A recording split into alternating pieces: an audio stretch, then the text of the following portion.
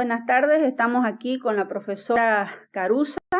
Ella nos está acompañando en diferentes secciones de entrevistas para ir construyendo lo que es la historia de la educación de la Gran Chiquitania. Y bueno, ella como exalcaldesa y una gran maestra de todo el territorio nos está relatando su trayectoria de vida. Y en la reunión que tuvimos la anterior vez, Carusa nos comentó como profesora cuáles fueron sus logros y sus metas también.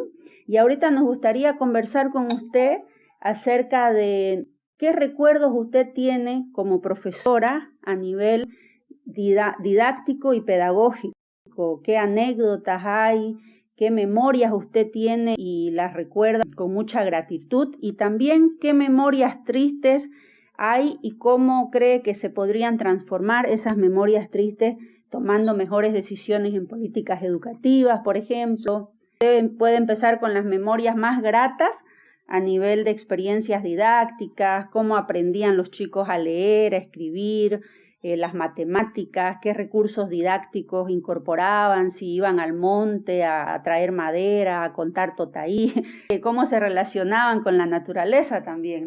Y también hablarnos de esas cosas tristes que a veces pasan en el oficio de ser profesor. Sí, lo que te puedo comentar de las experiencias que tuve es que se enseñaba primero empíricamente, porque recién después ya fue la norma. Mientras era con experiencias vividas y a través de lo que la religiosa, la Madre Alma, nos guiaba, nos orientaba para hacer nuestras preparaciones.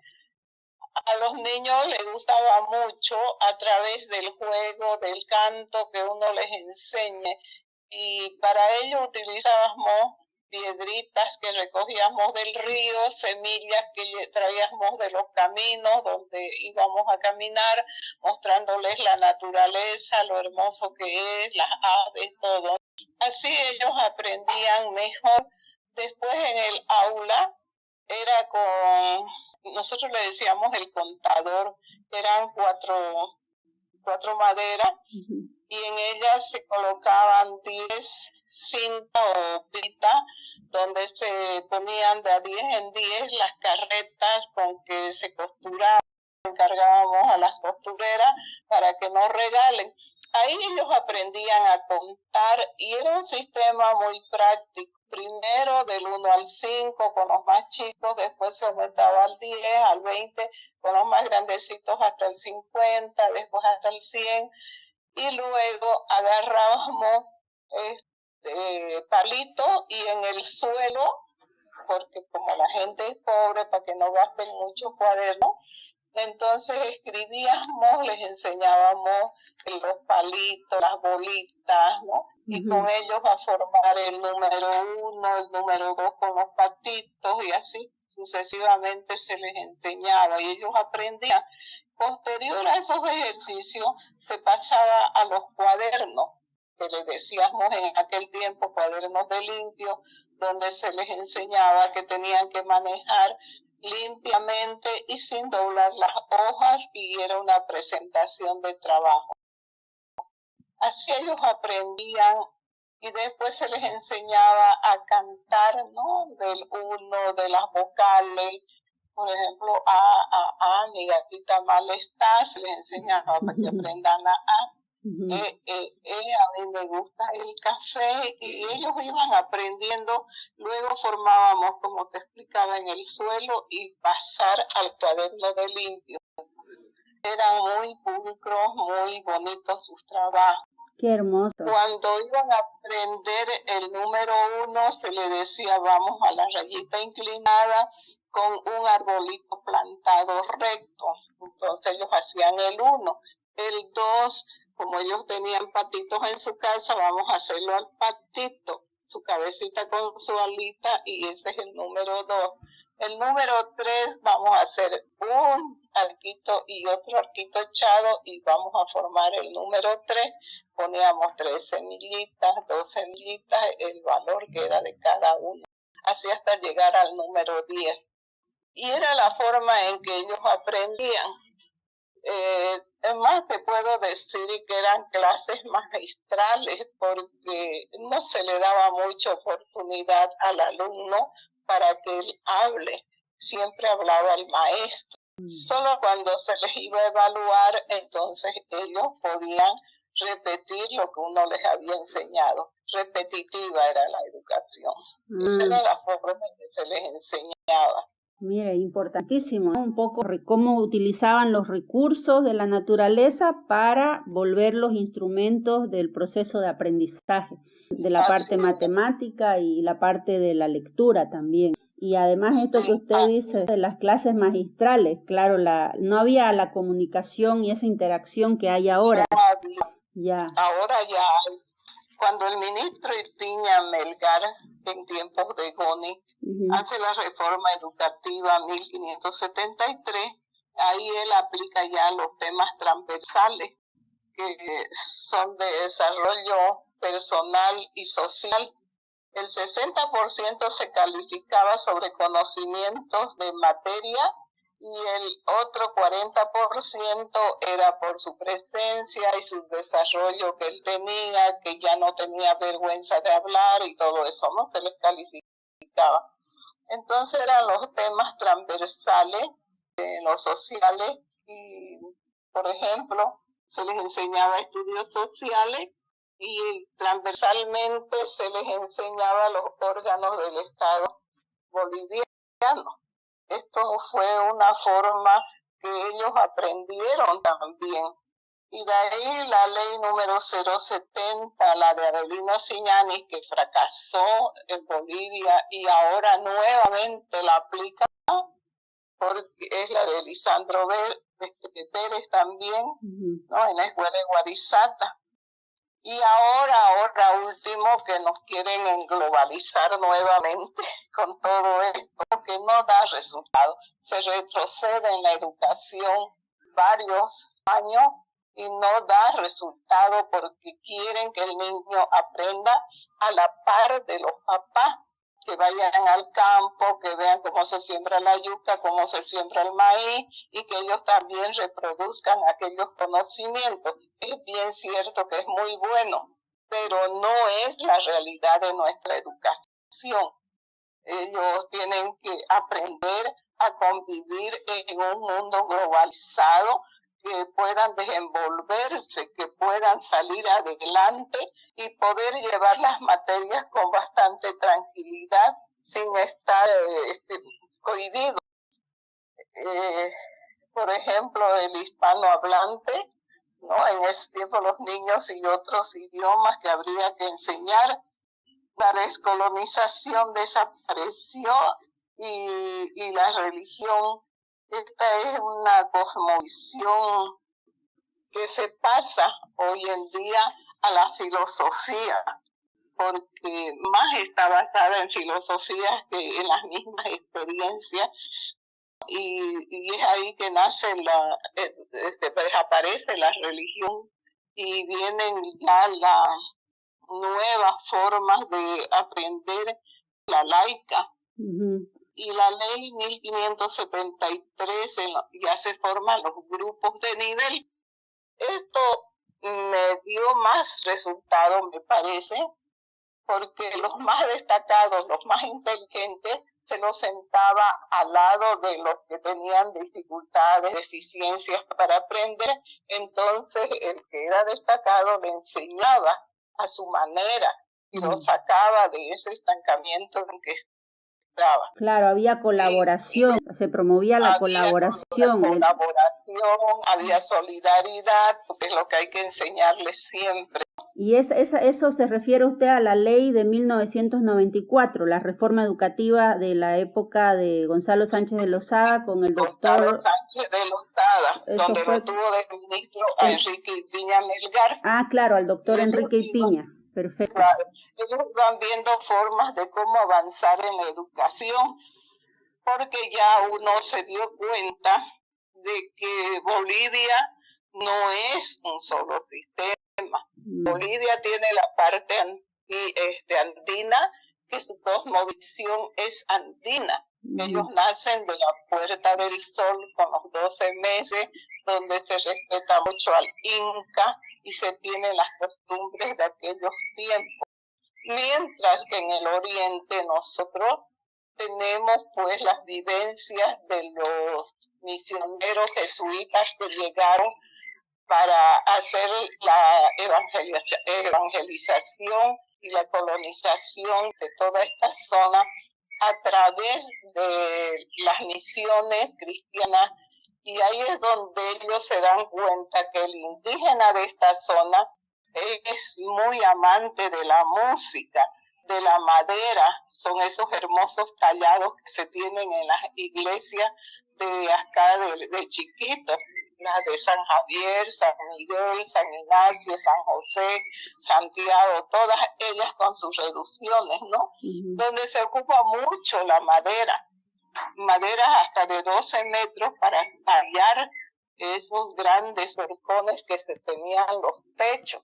Se empezaba siempre por la parte de las paredes, porque las lluvias no permitían después continuar.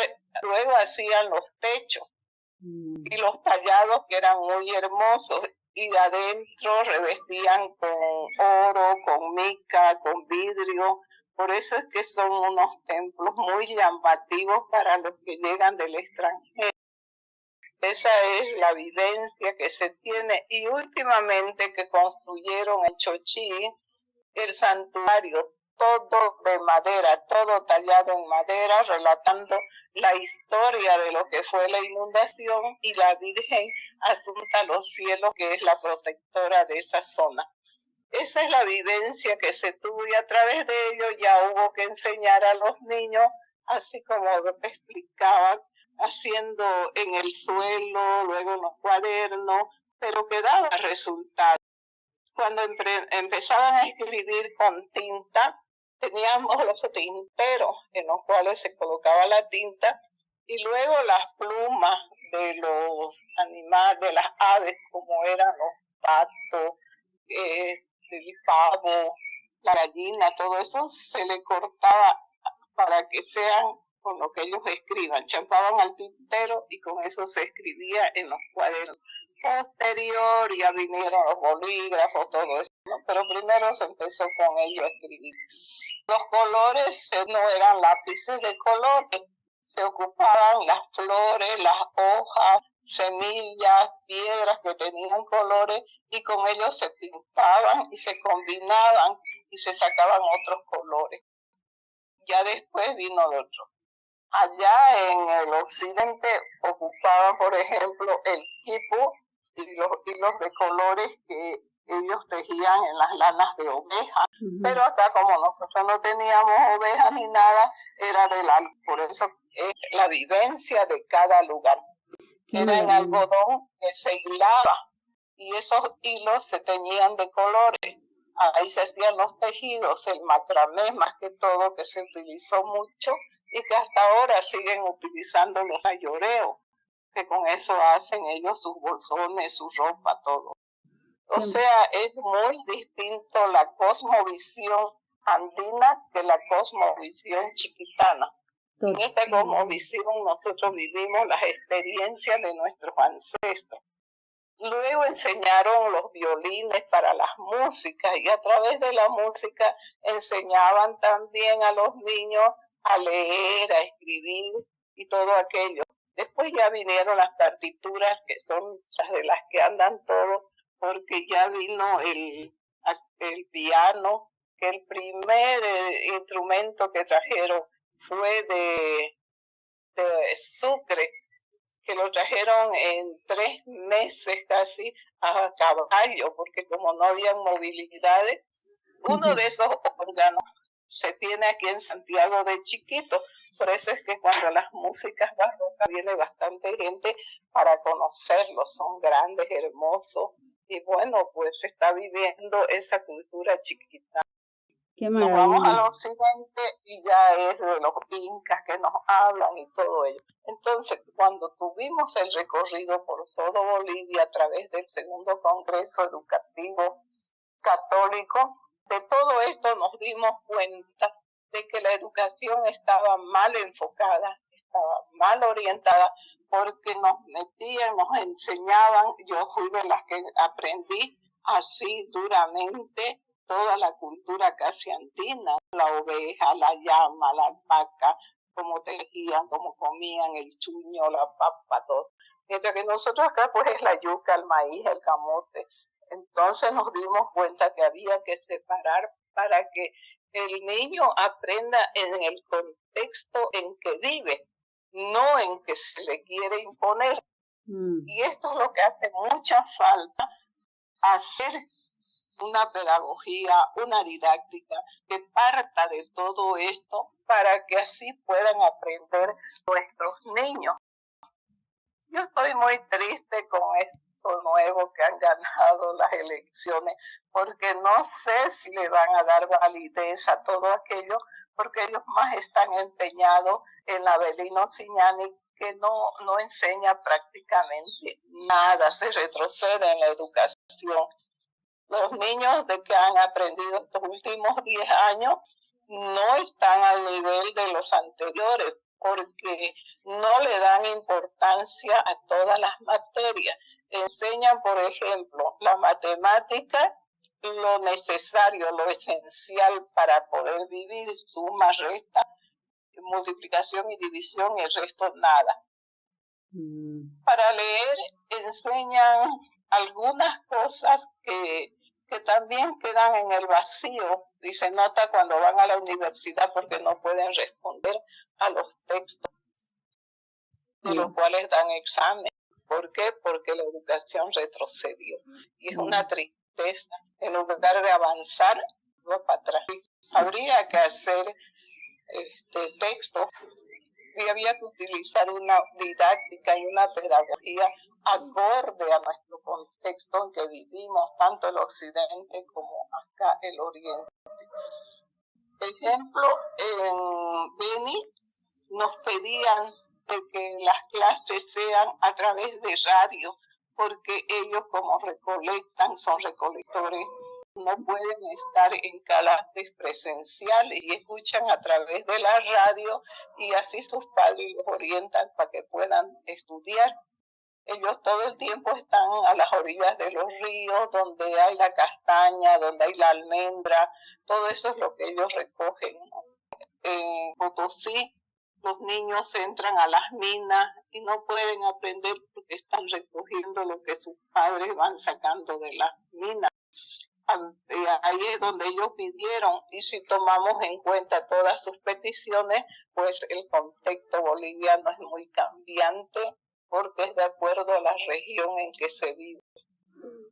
Claro, realmente súper valiosos sus aportes del recorrido histórico, porque es un hecho que la realidad de Bolivia es una de las más diversas culturalmente y también a nivel lingüístico, y las dos grandes macrozonas, digamos, son la cosmovisión andina y la cosmovisión chiquitana, y está también la cosmovisión guaraní, la cosmovisión chimané, yurakódida.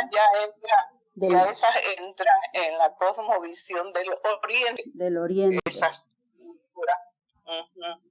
Porque en el occidente es solamente el aymara y el quechua, no hay otro. Claro, y acá, y en el oriente boliviano... Tenemos variedades de indígenas tenemos, a los cuales hay que atender.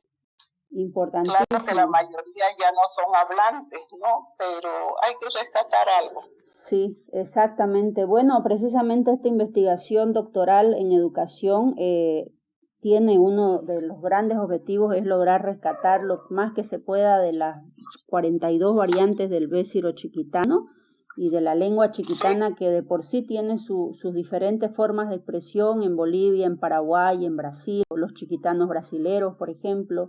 Y estos claro, aspectos... Que son los samucos, pues. Exactamente. Los chiquitanos brasileños, que son los samucos. Exacto. Que vinieron de ese lado, entraron del Brasil por el lado de Santo Corazón, bajaron por Santiago y continuaron por el Carmen, de acá de la frontera del Paraguay, llegando al Paraguay para salir luego a otra civilización.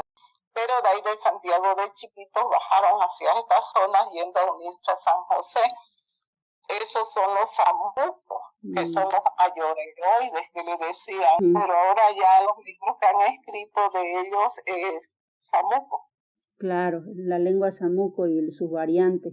Y además estos elementos didácticos que usted mencionó, de incorporar la riqueza de la naturaleza, el totaí, la yuca, el camote, el plátano. Todo ello tenemos que estar metiendo en ello, porque tenemos una variedad de productos con los cuales se puede sostener la alimentación. Lo que pasa es que cuando la comisión mixta dejaron ya de producir y de sacar del monte, porque tenían un salario para hacer los durmientes que utilizaban para colocar los rieles. Eso se tiene que nuevamente recuperar. Nuestros montes son ricos en aquello. Claro. Y una última pregunta, profesora Caruza. ¿Usted considera que, por ejemplo, las nuevas tecnologías de hoy día, las tecnologías de comunicación e información, como la que estamos usando ahora mismo para hacer esta entrevista, podrían ser un elemento que minimice el rezago académico en el cual se ha insertado a Bolivia en estos últimos 15 años con una ley, como bien dijo usted, que ha atrasado el proceso de desarrollo humano en los bolivianos? ¿Usted cree que las tecnologías podrían ser un aliado en este proceso y en esta crisis político-educativa que vive el país? ¿Cómo mira usted las tecnologías? Me parece que no. O sea, es muy buena la nueva tecnología para los que tienen las posibilidades de tenerla. Ya. Porque no todos alcanzan ese nivel. Por ejemplo, acá en esta zona, en esta región, la mayoría es gente pobre que no tiene ni siquiera un celular, no tienen un televisor con que guiarse, peor una computadora. Estamos viendo cómo sufre el alumno cuando dicen clases virtuales van a tener, y si quieren tener nota a través de ellos lo van a hacer. ¿Cuántos papás lloran de tristeza de no poder tener ni comprarle, y que hay mucho egoísmo, no hay solidaridad para que le digan, vení, vas a estudiar conmigo, yo tengo, mi mamá me compró algo? Esto tendría que ver el gobierno o los ministerios, cómo hacer para que todos los niños de Bolivia tengan un instrumento tecnológico con el cual poder estudiar. Es verdad que ayuda mucho, pero si no lo tenés no te ayuda en nada, ¿no? Más bien te entorpece, te entristece y te sentís inferior a todo, y viene la discriminación. Habría que hacer proyectos para que todos tengan al alcance de ellos mismos sus cosas. ¿Cuántos niños no tienen ni para un pan sus padres y sufren de ver que no pueden comprarle a sus hijos lo que necesitan, ¿no? Los colegios deberían equipar con eso, ¿no? Claro, porque se generan frustraciones en el ser humano, frustraciones que después los hacen sentir, como usted dice, ¿no? Discriminados. De hecho, sí, hay una discriminación. Daña socialmente, les daña porque se sienten inferiores. Tal cual. Y en relación, por ejemplo, supuestamente en la última gestión del movimiento al socialismo se entregaron computadores a los estudiantes, pero al final ahora vemos, ahora que esta pandemia nos azotó, donde se tuvo que iniciar clases virtuales en todo el mundo, en el caso boliviano estamos atrasados, pareciera con un siglo, ¿no? Pareciera que vivimos incluso en el siglo XIX, 2 siglos de retraso, porque ¿dónde quedaron esos computadores que el gobierno dijo que les otorgó a los bachilleros? A los niños no llegaron, a algunos maestros les llegó, pero como no le daban importancia, muchos lo vendieron para que sus recursos económicos aumenten en sus hogares. Pero a los colegios, las computadoras, nada llegó, nada. Eso fue una campaña política que no benefició ni beneficia, ¿no? Por eso es que digo, habrían que hacer proyectos para que los colegios, las escuelas, tengan todo ese material y así no estén buscando de un lado al otro. Hay veces que tarde de la noche los niños deambulan buscando dónde hacer sus trabajos, dónde poder responder y no tienen y no hay. Sus padres no les da. Lo que cultivan les da para sostenerlos así, ¿no? Que puedan comer, su transporte para llegar a la escuela. No hay más. Claro, realmente el panorama que usted ha descrito es un panorama de mucha precariedad material, tecnológica, y es una muestra clarísima de que estos 15 años del gobierno del movimiento del socialismo, la educación ha retrocedido. Y bueno, retrocedió, como te decía, retrocedió, al menos la Avelino Ciñani hace retroceder. Y ahora en esta globalización que quieren nuevamente meter, es nuevamente volver hacia atrás, porque Avelino Ciñani no dio resultados en su tiempo y la tuvieron que desechar, y ahora porque es indígena la vuelven a meter nuevamente, ¿no? Claro. Es una tristeza que uno ve retroceder, porque en los años del 70, 80, fue hermosa la educación porque se dieron proyectos que elevaron el nivel del estudiante, del educando con su nueva pedagogía, psicología más que todo que se aplicaba para que el niño pueda entender todo. Qué maravilla. Entonces habría que considerar una actualización de la ley de educación o básicamente reemplazarla recuperando la ley del 94 de la gestión del ministro Enrique Piña e incorporando algunos aspectos. Las transversales se tendrían que utilizar porque es una forma en que se van complementando las materias, ¿no? Claro, súper importante ahí para considerar el análisis documental de estas leyes. Bueno, llevamos casi media hora de diálogo, ha sido realmente un lujo, un honor escucharla, como siempre. Es un museo educativo vivo, hablante usted, y gracias a Dios la tenemos aquí. Bueno, pues muchísimas gracias por su confianza, su buena voluntad para relatar lo que es la historia de la pedagogía y la didáctica en esta ocasión. Ya, niña, gracias. Yo estaba queriendo todo eso que tengo de la constituyente de educación de todo Bolivia que recogimos. No sé, pensaba enviártelo, no sé por qué medio allá donde estás, si me pasas la dirección. Yo, como Marioli, siempre va a Santa Cruz para que te deposite y te llegue. No sé, porque... Sería una maravilla, porque yo creo que el medio es, esos documentos son muy importantes. Primero que nada, agradecerle por la voluntad de facilitármelo. Yo creo que lo más seguro es usar el sistema DHL, porque yo estoy viviendo acá en Concepción de Chile, entonces desde Santa Cruz habría que buscar una oficina de DHL y enviármelo. Sari, mi tía Sari, Fabiola, ella me ha hecho envíos por DHL de documentos. Entonces podríamos coordinar que Mariolita se lo entregue a Sari y ya Sari se encarga de enviármelo y ella ya se encarga de pagar el costo porque cobran por kilo. Entonces ya yo coordino con Sari ese tema para no afanarla a Mariolita. Mejor. Ya, y le agradezco, tía. Quiero mandártelo porque acá nadie le da importancia y lo tengo ahí antes que se fregue los chucos y lo hagan algo. Prefiero mandártelo y cuando uno lo utilice, pues lo desecha. Claro, yo lo que voy a hacer es pedirle, entrégueselo usted a Mariolita, que Mariolita se lo entregue a Sari y ya yo coordino con Sari el envío por DHL, yo lo voy a escanear y lo voy a digitalizar todo, para que con eso trabajar y sacarle el mejor provecho a esos documentos que son tan importantes del proceso constituyente. Claro, porque es lo que recogimos de toda Bolivia. Perfecto. Bueno, pues... Después no tenés necesidad de devolvérmelo o desecharlo. Ya, perfecto. Porque acá nadie le da importancia. Mire, bueno, Dios mediante haremos el museo de la educación y la cultura ahí en la región hay que hacer. Ya vamos a darnos tiempo para ello.